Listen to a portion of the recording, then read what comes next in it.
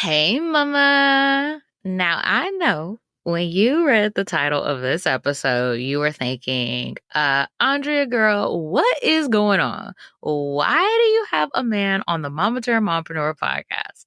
Trust me, I thought I would never invite a man to be on this show outside of like potentially my husband. But all of that changed when I connected with Drew Cost on Threads. We connected on Threads, and one of the things that I really love about his content is that he talks a lot about being a dad and running a business. He shares a lot about, the challenges he faces and how he's been able to navigate it. And so I had to have him on the show. Also, he's a really cool person in general. So if you are new to Drew's world, he is a life and content coach who specializes in content creation and podcasting. And so in this episode, we chat a lot about how he has navigated fatherhood and entrepreneurship, what it means to be stuck in life and business, how that impacts how you show up, and what to do to get unstuck. I promise you, this was such a good conversation, and it was so enlightening too. And there were so many nuggets of wisdom that we shared throughout this episode. So I know you are going to love it. All right, Mama, let's jump into today's episode. Hey, Mama, are you tired of feeling stressed and overwhelmed trying to grow your online business with your babies at home? You desire more flexibility in your day, allowing you to pour into your family, yourself, and your business without running yourself into the ground. Mama, you can build your dream business and do it in a way that fits your current season of life. And I'm going to show you exactly how. Welcome to the Mama Turned Mompreneur podcast. I'm your host, Andrea Singletary, daughter of the king, wife, mama of two, and life and business coach for mompreneurs. On this podcast, you will learn business strategies made for mamas just like you, who desire to be successful CEOs and fully present mamas without stress or overwhelm. So whether you're an entrepreneur who transitioned to a mompreneur or a mama turned mompreneur, I am here to support you. So grab your coffee, notebook, and pen, put in those earbuds, and let's dig in. All right, today on the Mama Turned Mompreneur podcast, I'm sitting down to chat with Drew Cost, and I know you guys are probably like, what in the world, Andrea? You have a man on the podcast. Well, I connected with Drew on Threads, and one of the things that really drew me to him was the fact that he talks a lot about being a dad and a business owner. And so I thought it would be fun to kind of find out like how that's been for him, as well as have him share like insights into how he runs his business and everything like that. So listen to the episode, ladies. It's okay. It's not the end of the world. So, Drew, welcome to the show. Please tell us a little bit about yourself, who you are, what you do, and all about your family. First, thank you for having me. I'm a big fan, so I feel honored to be here. My name is Drew Koss. I am a content coach, former fitness coach. I'm a husband and I'm a dad of two. I have a 5-year-old and I have an 18-year-old who hates being on camera, so you guys don't see her a lot. What I do, I help people get unstuck with content mainly, and that's through video and podcasting. And that's really what I do, helping coaches get unstuck with that area. Man, I love it. That's awesome. So tell us a little bit about how you actually got started with your entrepreneurial journey. So like what led you to actually start your business? So back in about maybe 2012, I had worked for an insurance company and I was doing personal training on the side for a different company. And at that time in my life, I didn't have any kids or anything like that, but I kept thinking, I don't want to keep giving these people all of my time, and then the leftovers is just for me. So I took the entrepreneur jump. Probably not as smart as I would have done it now, but I took the jump. I took the jump, and I was like, I'm gonna just see if I can make this personal training work for me. And I did that in about 2013. So I started the business then, and I was an independent contractor for a company. And then in 2016, I completely went out on my own and still doing fitness. With all of that, like you cannot have a business without some form of marketing of some sort. You got to be visible of some sort. So I just learned how to create content for myself because I couldn't hire anybody. And I learned how to market from that. And that became something that I actually loved more than I did like training people. So I didn't know at that time you could do something with it. So I just kept training people, kept marketing. And then long story short, I just started putting myself in the lane of I'm going to keep helping people in this area. It lent myself to the talent, lent myself to more so life coaches because I'm a life coach too. It lent to life coaches because I knew life coaches had no idea how to become visible. They just felt if I tell people I'm a life coach, they're gonna just run to my programs, and that's gonna make me money. But that's not true. So long story short, that's how I started my business actually as a fitness trainer. And then I went to life coaching and then content coaching a good amount of years later. Okay. Yeah, I that was similar for me. So before I started my business and before I even became a mom, I was a preschool director. Ah. And the reality is like because I was a salary employee, there was like no boundaries. So I would get the Mm. calls at like 6, 7 o'clock at night about something going on with the preschool, or get the text messages at like 2 in the morning. Oh, I'm not going to be in today because I'm sick and whatnot. And Oh. I always knew I wanted to have kids, and I wanted to make sure that whatever I was doing, it was going to support the life that I wanted to live as a mom. Mm. And I wanted to be able to be home with my kids and experience those first moments. Because, like, one thing my mom always told me is that she regrets she didn't get to do that. Like, she wasn't even the first person to see me take my first steps. My aunt was, because my Oh aunt was wow. watching me. And so I was like, yeah, I don't want that. Like, I want to be able to see my kids, take Hmm. their first steps and stuff like that. And so I had my first at the start of the pandemic. And so, like, while I was on maternity leave, like, I knew I wasn't going to go back to work. Oh wow. Um, but my job ended up shutting down anyways because of the pandemic. And so it worked out perfectly. So yeah, like I kind of knew I was like, yeah, I can't do a 9 to 5 as a mom. Like, it's just like the long hours, and Hmm. like you said, like giving so much to that job and then coming home and giving what my kids the leftovers, like, Leftovers. no, Yeah. can't do that. Leftovers. Yeah, yeah. So, tell us a little bit about like how you've navigated entrepreneurship and fatherhood. Like, I talk a lot on this podcast about, motherhood and entrepreneurship, but I would love to hear like what has it been like for you navigating that? So I'll be transparent. When I got married, my stepdaughter was already 12. So she was older. I was already an entrepreneur. So it was like things were already just going. When my little one was born, the first year it hit me that something had to change, but I was being the typical entrepreneur. Like, you gotta grind, you gotta hustle, all these things. And I just kept hitting brick walls and being, I don't know if you want to call it discipline or relentless. I just kept going that direction, which was wrong. And after a while, I kept saying, like, something has to change. I can't be doing working as a trainer. You usually work the hours before people go to work, and then you work the hours when they're off of work. So you have those weird hours where you're working like 5 a.m. to 9 a.m.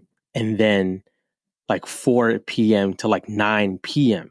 And I always said my dad was hands on with me, and my mom worked 3 jobs. So I was like, I need to be a dad where my kid has real time with me when I'm energetic. I get to see the first steps. I get to see the tricycle riding and all of that stuff. So as the years progressed, I just kept trying to dial back, but I couldn't. I couldn't figure a way to do that. And slowly I took out my night shifts and I panicked because I lost money. But then I was like, if I lose money, I'm going to figure out a different way to make it, but I can't let her and her sister keep having this dad who's trying to be an amazing entrepreneur, but then he's not being a present father. So after a while, I talked to my wife and I was like, I want to give uh, like coaching, life coaching and content. I want to give that more attention because I can do that from home. I can do that around their schedule and I could make that work. And she was on board with it. She was on board with it. And I still had the wrestling within myself. Like, am I gonna be a man if I do all this stuff to give up to help my kid? And long story short, um, I stopped fitness and I was like, I'm gonna dedicate certain times of the day, certain hours just to being with my daughters and helping around the house, doing all of those things. And that's when it dawned on me that I had the permission to run my business the way I wanted to run it. And I would tell clients like, hey, my daughter's going to come first, so I'm not going to be able to schedule at certain times. And by that time, people they knew who I was, and they were like, we understand you have a kid. That's perfectly fine. And my whole model became, I got to put my family first because at the end of the day, that's all I'm going to have in case the business shuts down. If COVID happens again and the world shuts down, Yeah. these people are my people. So it wasn't a smooth journey. It wasn't. It was a lot of anxiety, a lot of talking, a lot of writing, and then I just said like, she's not going to be this age forever. So let's just take the best. Let's make the best of it. Yeah, yeah. I feel like that's so many entrepreneurs who transition from entrepreneurship and then like having kids. Because I see that with a lot of my clients too. It's like you built up all this momentum when you didn't have the kids. And so you're like, you know what, I'm gonna make it work, even though the kids are, I could keep it going. And then it's like, nope, no. It does not work like that. Yeah, but also too, as entrepreneurs, we're very ambitious, we're very driven. And so even for me, like, yeah, I started my business with kids, but I didn't fully understand or honor my capacity when I first started out. I was like, oh yeah, I can make this work. I can be there with the kids and, do these things in my business. And it's like, well, no, because either you're not sleeping or you're Yeah. stressed out or something. And so, yeah, like having to make those pivots and everything, like it's hard, especially if you've envisioned your business being a certain way. But like you said, at the end of the day, your family, that comes first. That's top priority. It's a hard balance. Like I wish there were more businesses like yours who put out the information that you can have a business and have kids and have a family. I have nothing against. I don't want to name them on your show. But I have nothing against some of the bigger entrepreneurs. Nothing against them, but the ones who don't have kids, they'll have you running your business completely almost against what you should be doing for your family and your kids. And that's all of that was out. So I kept feeling at times like I'm failing on both ends as a dad and I'm failing as an entrepreneur because I'm not grinding. And then as a dad, I'm not spending enough time having downtime. So yeah, it's not something that's spoken about enough in the entrepreneur world. Yeah, it definitely isn't. And it's so true. Like, even I think about a lot of the big names in the online space who also are moms, and they don't really talk about what they do with their kids or like how they have a whole team. They're like, oh, yeah, you just do this. And it's like, well, hold up. Let's talk about what's going on with the kids. Like, do you have a nanny? Like, what are you doing with the kids? Or I'm always thinking, how are you doing that much Mhm. when I know my kid does not sit down all No, day? no. So I was like, maybe you guys like have some secret that I don't know, but I was like, something is going on. I have no idea what it is. Yeah, yeah. Like even for me, I'm only recording this today because my husband is home and he has our daughter. If not, nope, it wouldn't have happened during the week. The stars aligned. The stars aligned. Yeah, so it's really like as a parent and a business owner, like you have to do it on your terms. You have to look at what is realistic based on the time you have available, what your capacity is and everything, but also like the ages of your kids. Like as they get older, they're going to be more independent. And so you may be able to do more, but when they're like those younger years, yeah, like my daughter, anytime she sees me sit up to my desk, she like throws a full blown tantrum. Like, what are you? And I could just be sitting up to my desk, like, because I'm trying to put my shoes on or something. Like, she doesn't care. She flips out. Wow. My little one, I have to be careful with the times because for some reason I don't know what it is. She knows when I'm sitting down at this desk to make an appearance.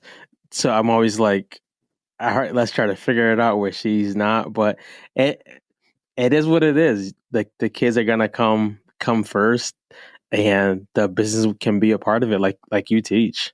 Yeah, yeah. Kids have radar. Like they know. Like I can get up like at 4 a.m, and I kid you not, both kids will wake up. Wow. It's crazy. So I'm like, Wow. for me, like, there's no point in getting up early because they're just No. gonna wake up. So, Wow. yeah, it's Wow. crazy. Relentless. Yes, yes. So talk to us about like what your day to day looks like. So like what is a day in the life for you as a dad and entrepreneur? So now, um, I haven't posted about this a lot. My wife and I have an organization, a nonprofit, where we help women of color who've been sexually assaulted and sex trafficked. So I do a lot of part with that, and that's more so on the content part and the operations part. So usually wake up around 4. That's usually typical because I have to have quiet time. Wake up at 4, do some praying and do some biblical studying. And then usually about 5:15, I'll go to the gym for about maybe about an hour. Um, I'll come back. I'll try to do a little bit of work with our nonprofit, like that side of the stuff. And this, I'm talking about the summertime now, before my little one gets up. But she usually gets up around 7:30. Okay. So that amount of time, and my wife and I will switch off where she goes and does the work where she has to go out to some of the either the events, to some of the people. I'm usually with Aaliyah around that morning slot. And I try to schedule any coaching calls after 12 so that she's coming back to take over with Aaliyah. And then around that time, I'm doing either coaching calls or at night. I usually have one call a week where I coach coaches on their selling and on their offers. But usually, typically, the day, usually Monday through Friday, is usually typically the same, except for like Saturday and Sunday. That's different. Sunday's usually a day of church and stuff like that. Saturdays, usually I try to scale back from any computer work because that's when everyone's kind of chilling out. But usually, my mornings are pre workout, read, do some work with the Hummingbird Project, and then usually throughout the day, I'll give Aaliyah like an hour and a half block to do what she wants to do in the house. And I'll try to make that time like a sit on the couch with the laptop and do any like marketing work or follow up work that I need to do. But the summer's different. The summer is when she's here. Hmm. So there's not much like deep focus work that I can get done at those times. So it's usually the morning or a little bit later at night. Having good systems now helps a lot with that. So I don't have to think about being like running super crazy all day.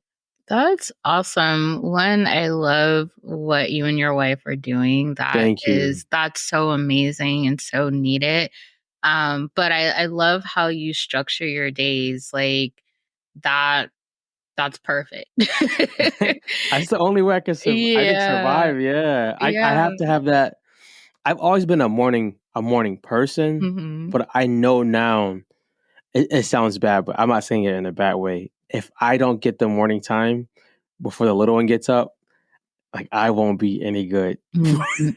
I won't be any good for her. So she's not like your kids. She won't wake up that early and stay up and stay up. Yeah. Like she'll get up. So I'll be like, just maximize 4 to 7:38, maximize the life out of that time so that as soon as she sees you, you're not looking at her with the computer in your hand, hoping that you're going to get some deep work done. Like that's not going to happen in the summertime. Yeah, definitely. And I love how you and your wife work together to make it work. Like that's what it's all about, like having that support and whatnot Hmm. and everything. It makes a world of a difference. And you having that time in the morning too. Like for me, I do my work in the evenings because I'm a night owl. So like Oh, wow. my husband gets home from work and he takes over everything with the kids, like getting them down for the night and everything. And so I go and I do like a couple hours of work because that's just me. I get up early in the morning to have my time with the Lord and everything, but like doing work in the morning, no. I can't. I couldn't do night. I'd be half dead at night trying to work. Hey, it works for you, so keep that going. Yeah, yeah. And that's what it's about, like finding what works for you at the end of Hmm. the day. Yeah. Absolutely. So I know that you touched on this a little bit, but like one of the areas you really support your clients with is getting unstuck. So talk to us, like, what does that mean? What does it look like when somebody is stuck, whether that's in their business or like in their personal life? And how does that impact them? So being a life coach first helps me, I like to say, be a better content coach. And I would literally just be a life coach, but it's as if like you need a lane of some sort to get people. So people are usually stuck. For people who are believers, it's a little different how I can coach them because I can coach them from scripture, and Yeah. I can coach them from a standpoint of just their spiritual journey. They're usually stuck, usually in their head. It's something someone has either said or something that happened that's making them feel that they cannot do something. It's usually never a physical thing that's stopping them. And sometimes it's not even a financial thing. It's usually something in their head or in their spirit that feels like they cannot move past this. So something that we always do in our sessions is I asked them for like a couple of minutes, if this world was perfect for you, what would it look like? And you start having them dream and write things out. And then I ask them a question like, why don't you have that? And that's where you start to see where they're stuck because they start naming, I don't have the money, I don't have the spouse, I don't have the knowledge, all that. And with all that, it's just a series of questions to like open them up. Like, what makes you feel you need to be a millionaire? Nothing wrong if you want to be, but what makes you feel you need to be a millionaire to be happy? You and I both know being a millionaire is not just going to make you happy because it comes with a lot of other things. So a series of questions of just reverse engineering. Why can't they have that life? Or for believers, do you think God wants you to have a better life? Mm-hmm. And usually they're like, of course, like, well, of course. And the question after that is usually, so why don't you believe that? Yeah. And that's where you get to find out where is this person stuck because it doesn't matter how much I teach them content or podcasting. If they're stuck, they're going to only get to that certain point Mm-hmm. and sabotage it, or they're going to just stop. So I like being able to show them how they can get stuck just by doing a little bit of digging. Mm-hmm. And if they're a believer and they want to go deeper, it turns into let's pray together and have God reveal to us what might be holding you back that we haven't discovered. I've had people before, a lot of people, forgiveness. That's a big one. Like they haven't forgiven somebody in their past and it's coming back up some way. So usually that questioning, having them dig and then having them dream. Like I don't want to leave people feeling like getting off the call that it's just like, man, he's just like brought me to therapy and it's over. Like that's not Yeah. that's never it. So that's usually how I do it. That's awesome. And it's so true. I think a lot of times people don't think about how, like, your personal life is going to impact how you show up in your business. Like, whatever that baggage you have, Mm-hmm. it's going to show up because it's going to impact, how you're getting visible, whether or not you're Mm-hmm. actually getting visible, whether or not you're selling your offers, whether or not you're confident in your business. And so, yeah, just asking those questions and really digging deeper. And that's like one of the things I love about coaching. Because I can, like, my clients will come to me and they'll say all this stuff, and I know what the problem is, but I'm like, I'm not going to tell you. I'm just going to ask you some questions so you can come to that realization for yourself. And when they have that aha moment, it's so amazing. And Yeah. it's like they're able to finally move forward and stuff. And they're like, oh, well, it was a simple fix. Yeah, it was. It's usually not something like earth, like Yeah. moving the earth, but it's in their head. They don't know that that thing is probably holding them back. Yeah. That's why I believe coaching is so powerful. No matter what people may say about it being saturated, it's a powerful tool. And I feel like at some point, like, even if you're a service provider, you're going to do some kind of coaching. Like, even when I was just doing podcast production, my clients will come to me and I would do coaching. Like, I didn't call it coaching, but they would call me their coach, or yeah, say that I was like their coach and everything. And I'm like, well, I'm just producing your podcast, but okay. But it really, we dug into deeper things to help them overcome whatever like that block was and different things Hmm. like that. So yeah. Even with podcasting, like some of my clients um, have started podcasts, and but repeatedly let them know, like, if you're stuck, it's going to show up, and how you do that. So you could, the last thing I always say, like, you won't be really authentic if you're stuck and you know it, and you just try to become somebody else. The audience will feel that, and they'll be like, they're not real. Let me just back away. Yes, definitely. It's huge when it comes to podcasting. Like, you don't have to put on a performance or anything like that. Like, literally just be yourself, and the people you're called to serve will find you. Like, it's Hmm. that simple. Yeah. Super simple. Yeah. So, if someone is like, okay, I am stuck, but nothing I'm trying is working, like, what can they do to move forward? First thing I usually ask them is, what have you tried? Um, if you're stuck and you think you've tried all you can, we both know that you haven't probably tried the thing that you know you should try. From when I was a fitness coach, I've taught at least 50 people to lose 50 pounds and keep it off. The number one thing is, I don't really have to teach you how to eat, right? You kind of have an idea. I need to teach you why you may want to eat differently. And that's going to be more so habits, um, environment, and things like that. But most people won't do that. They'll go towards willpower. Like, Mm. I'm never gonna have candy ever again. And I'm telling, or I'm not gonna have cookies ever again.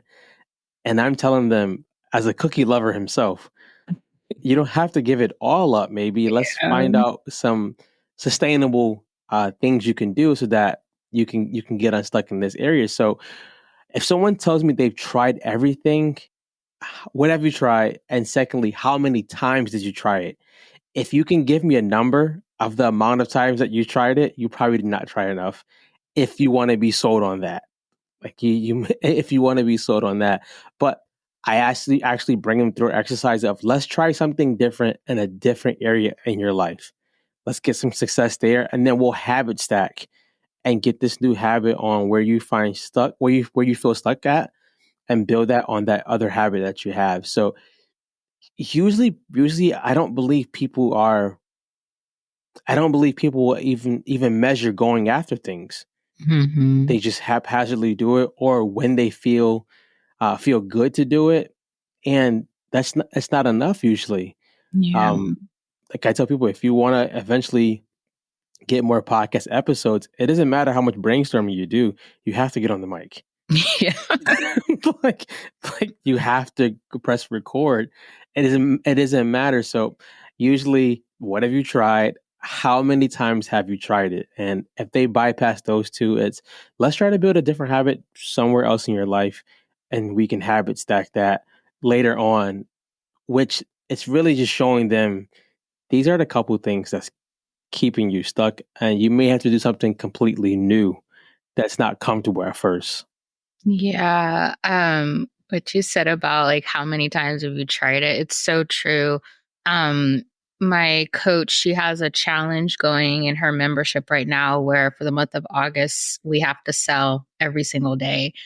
And it's not even halfway through the month yet. And I realized like I'm not like I wasn't selling enough like prior to this challenge because literally just selling every day, I've essentially made a sell at least once a week. Mm. And like, but prior to this, I was like, well, I am selling a lot. I'm doing enough. And it was so funny because I had a one-on-one call with her and she was like, you know, what area do you feel like you're having a gap in? I was like, well, I realized I have not been selling enough. So I'm going to sell more and make it so that it's this habit where like it just comes naturally where when I create content, I'm selling in that content. Yeah. Look at nature.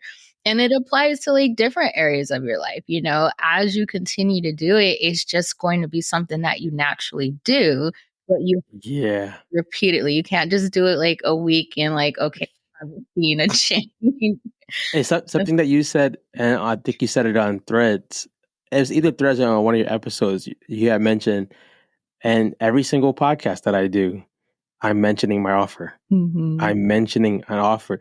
That's intentional. And at first, I think people feel that being that intentional and that consistent is annoying. But it's like, no, that's how you build the confident muscle. And Mhm. that's how you eventually, if it's selling, that's how you get Yes. sales. Yeah, and I mean, we have to think about it too, like, the number keeps increasing about, like, the number of touch points people have to have with an offer before they actually buy. I think it's, like, up to 21 now, That's and it's like, if wild. you only mention it one time, okay.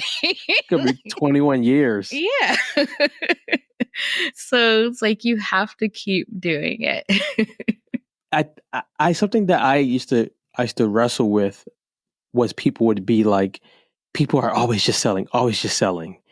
And I've come to the conclusion that I had to tell myself that people aren't always seeing your stuff. Mhm. Like they have thousands of other people they're following and things that they're doing. Why not do it every day? It's not Yeah. sleazy. This is something that I have that could help you. If you Yeah. want it, this is how you get it. It can be that simple. Yes, I always look at selling as doing a service. Like, you have a problem, I have the solution. Let's work together. Let's work together. Like, it's that simple. It's that versus like I gotta climb the mountain, I gotta convince you. No, it's simple. Problem, solution, let's work together. Yeah. All right, Drew. Well, this was such a fun conversation. And I really loved having you on the show. Oh, my Uh, pleasure. Yeah, but please tell my audience, you know, where they can connect with you and learn more about working with you. Yes, I'm on social media at Coach Drew Cost on Threads and Instagram, a little bit of Facebook. That's usually where I spend most of my time on Threads and Instagram. And then my website, drewcost.com. I'm all those places. I don't have a humongous team at all. So you'll probably either talk to me or someone who's really, really close to me. And that's where you can find me. And I'm honored to be on here. I listen to a lot of your podcast episodes since I met you on Threads, and I love them. I've been sharing them with my friends, and especially moms who I know. Like, guys, go listen, go binge, go buy. She works with women, so go and buy. Thank you so much. I No appreciate problem. it. All right. Well, I will make sure to link all of your information in the show notes. And thank you again for being on the show. My pleasure. Well, Mama, that's a wrap on today's episode. Thank you so much for taking time out of your busy day to hang with me. If you enjoyed today's episode, will you do me a favor and follow the podcast and leave a review? Hitting that follow button and sharing your thoughts about the podcast are the best ways to ensure that other mamas like you find this show. Your review also lets me know if you're enjoying this podcast, so make sure to share your thoughts before you go. All right, Mama, I'll catch you in the next episode.